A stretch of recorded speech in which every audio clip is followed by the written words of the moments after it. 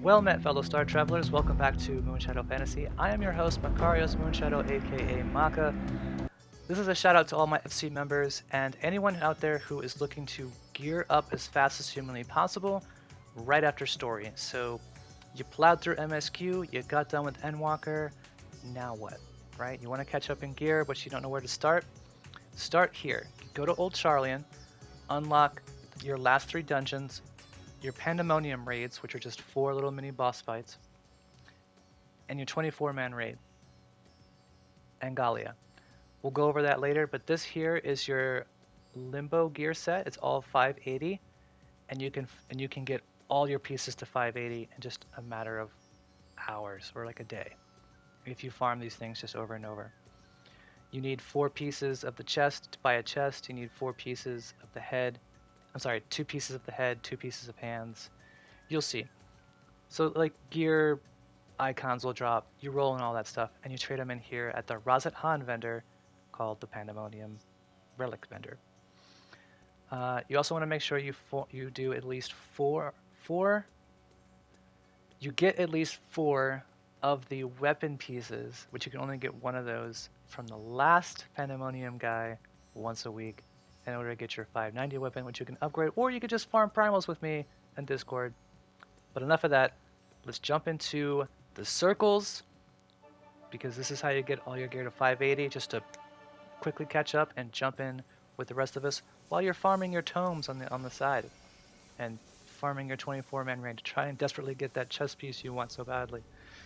Anywho, first circle, all you need to know about this guy is one player will get a marker above their head. That is a pushback, so move inwards. Stack with your team. Avoid the usual AoE shenanigans. You really only need 1 tank for this one. There's no tank swap needed. There is a tank buster. 1 person soaks it. The big one here is notice his swinging blades, his chains. He thinks he's Ghost Rider. Stand on the opposite side of his swinging chains. And then throughout the rest of this fight, all you're going to be doing is going to the opposite color of whatever's happening. So at the beginning, you'll have a triangle above your head, either red or blue. It's always going to be red or blue with this guy. And then some crystals will pop up all over the map in sections of 4. You're going to stand underneath the opposite crystal of the orbs above your head. So I have red, I'm going to stand under blue. Those crystals are going to fall and break. The triangle is going to change colors, and you just swap from platform to platform, making sure that your colors are different. Same thing this time, only the boss is going to have the colored orbs, and we're going to stand on the opposite color ground. And this time he's going to throw in some chains at the same time. So you want to make sure you're on the right or left side of the map, opposite of the chains, opposite of the colors on the floor as the boss's orbs. That's it. That is the first circle. It's really that easy. He mostly drops only head, hands, and the right side for rings. The first 2 circles are usually like that. The last 2 circles are mostly like chest, legs, feet. You get the idea. So moving on to circle number 2. Shadow 2. Now then, for circle number 2, this guy is really ugly, but don't hold it against him. There is a double tank soak here. This is your tank buster with the 2 red orbs. 2 tanks can stack together. Is it necessary? Depends on your gear. Stack with your buddy though, come on. Next, notice that the head and the body is separate. The body will do an AoE straight down the middle all the time, no matter where it's facing, and the head always does a cross. So, huge AoE across. So think of it like a letter T. As long as you're on either side of the body and you're the opposite side of the head, you're good. This will happen randomly. I'm just showing you the mechanics that matter that you should know. The rest is just dodging some AoEs, usual stuff that anyone can figure out. So, spread out your AoEs. Stack with your tank buster. If you get red markers above your head, which everyone will, make sure that you're at least stacked with 1 other person. But everyone should stack together for, to help your healers out. Next step's going to be a pushback mechanic, but also mind his head. Again, his head's detached from his body, and his head likes to go to the outskirts of the map. and dash towards you. And there will be a dash towards you and a pushback. So you want to make sure you're pushed back to the safest area where there is not a head coming at you. See, there it is up there at the top, north. You want to stay away from that area. Next is a mechanic that gets people all the time, though it is really simple. It's a two-parter. The off-tank will get a flare mechanic. So off-tank, move that flare, and if someone else happens to get it, it's usually the second aggro, most likely. Move that flare somewhere far away from the rest of the group, while everyone else stacks together for a line AoE stack. That's it. That is circle number 2. Moving on to circle number 3. This one's a doozy, so pay close attention. Almost forgot to mention, if you do happen to get that flare off tank, don't stand behind your stacking buddies too, because that's going to double whammy you, and it's not fun. At the very beginning of Phoenix here, she will do a fire plume. If she has one big orb around her, she's a girl, I don't know why, it just feels right. Stay out of the middle of the arena. There's no AoE indication for it. So when she does fire plume, notice how many orbs are around her. If she has a whole bunch of them, that just means AoEs are going to pop everywhere, dodge the AoEs. But that one fire plume, stay out the center, gets people every time. Just watch out for the fire plume. Stay out the middle. Next up is going to be Darkened Fire. So Darkened Fire, 4 random people will get a black AoE around them. Make sure that that black AoE is standing. Each one of those has put one black circle on one fire. Okay, they each have to have one. Always throughout the rest of this fight, watch for the wings.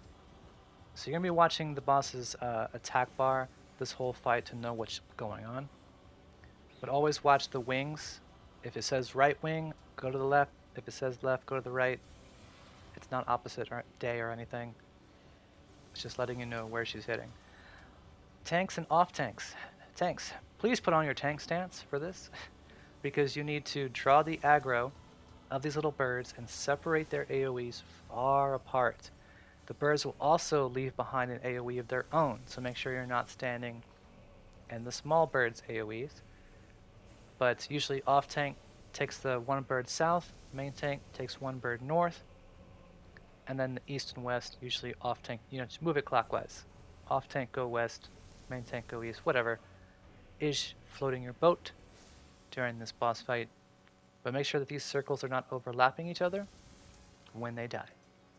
DPSs, slow your roll, let the tanks move those little guys, and then the rest of the fight is done. It's just dodge some AoEs. The biggest part there is the ads and the fire plume. Next up, 4th circle, vampire wannabe. Or maybe he is a real vampire, who knows? He does turn into a bat, just don't tell him he says blah blah blah. The only thing you gotta worry about this guy's really easy, he's probably one of the easiest, is the elements that are on the ground. So notice the ground is separated into 4 sections. Lightning is moved far away from the center, so the center is where everything is going to be happening, and the 4 corners. So if it's lightning, move far away from the center, anywhere is good. Water is a knockback mechanic, so go to your center, get knocked back, preferably into a safe spot. The walls will turn bad towards the end, so don't stand anywhere near any of the walls. He likes to turn and do AoE attacks really, really quickly in a line, so stay away from your AoEs. And then he'll do a combination of these, where he'll do like a lightning, then a water, then a fire, then mix it up. Just try and confuse you. If you get green, green is poison. Spread out the AoEs. Nothing new there. And if it's fire, it's a stack mechanic. But always, so for instance, this one's water. This is a pushback. You wouldn't get pushed back into the safe spot where there isn't an elemental attack going down. Don't get pushed back into the water like I did. Again, with the line AoE attacks, those happen very, very quickly, so watch out for them. So this one is when you see these opposite rolls, so everything in here is going to be opposite for this part. So when the towers show up, Just as long as you're standing in a tower that is any other role than your own, you're good. He also does sword and cape move. So sword equals sides and cape equals cuddles. Remember that. So if the sword pops up and he's taking off his cape and he's like waving it around, move to the sword and or the cape, stand next to the sword and stand in front of the cape for a cuddle and a pushback. He does this throughout the fight and completely random. So cape, stand in front of it for a pushback. Again, sword, stand on his sides. That's pretty much it. You will get one more of the opposite role mechanic. This one's going to be orbs. So everyone will be chained to a random role and an orb. Your goal here is to simply go and touch any other role that is not yours to take that orb off of somebody. Anybody, doesn't matter. People start running around like crazy. That's normal. As long as you soak one orb, no more than 2, and you take it off your buddies, you'll survive that mechanic. Next up is going to be just a series. He's going to do all 4 of these in succession, with a tower in between, I believe, 2 of them. So he'll do 2 elements. The towers stand in any opposite role, and then he'll do 2 more elements. So first we're going to get green. We know to spread out. I think next is going to be either lightning or pushback. Yeah, it's lightning, so move away from the lightning, far away from lightning. And then he's going to give us the towers. Oh no, then we're going to get fire. You switched it up. So fire is a stack. Stack somewhere, anywhere other than the fire. Deal with this mechanic first. Deal with your stack. Then deal with your towers. As long as one person is in each tower, it doesn't matter where you go, as long as it's the opposite. Any other rule than your own will do. And then a pushback, and then that's it. You've seen all the mechanics to this fight. It is really easy. I hope this was helpful to everybody. I like doing these quick walkthroughs, only the mechanics that you need to know fights. Thank you very much, everybody, for watching from the bottom of my heart. I hope this helps you out. Please like, share, and subscribe. If you know anybody who is just getting done with Story and Endwalker and you're like, yo, bro, I need you to catch up on your gear. Can you get to 580? Show them this video. Tell them, go do your pandas. I know I say it all the time. Go do your pandas. Best of RNG luck to everyone. I hope you don't have to farm this for very long. Thank you very much for watching. Maka is out.